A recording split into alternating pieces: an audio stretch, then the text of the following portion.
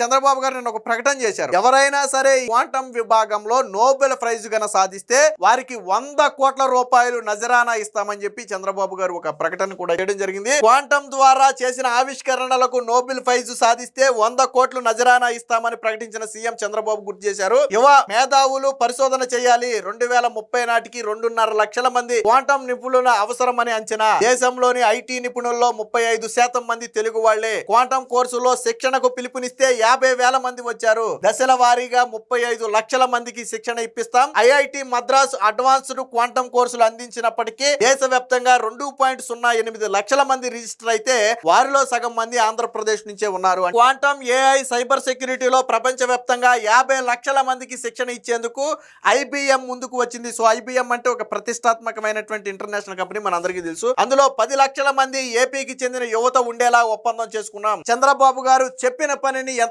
వేగంతో చిత్తశుద్ధితో చేస్తున్నారో చెప్పడానికి ఇది ఉదాహరణ. ఆయన ఏదో మాటలు చెప్తున్నారు కదా, ఇది ఎప్పటికోవద్దని చాలా మంది అనుకోవచ్చు. ఆల్రెడీ దాని శంకుస్థాపన కార్యక్రమం పూర్తయింది. ఈ డిసెంబర్ కి తొలి కంప్యూటర్ విడుదల చేయటమే లక్ష్యంగా కూడా వాళ్ళు ముందుకు వెళ్తున్నారు. అంటే ఎంత వేగంతో ఈ క్వాంటం కంప్యూటింగ్ ని ఛాలెంజ్ గా తీసుకుని ముందుకు తీసుకెళ్తున్నారో అర్థం చేసుకోవచ్చు. ఏది ఏమైనా రేపటి రోజున ఆంధ్రప్రదేశ్ దశా దిశను మార్చపోయే వాటిలో ఈ క్వాంటం కంప్యూటింగ్ ప్రధానమైనది అనటంలో ఎటువంటి సందేహం లేదు.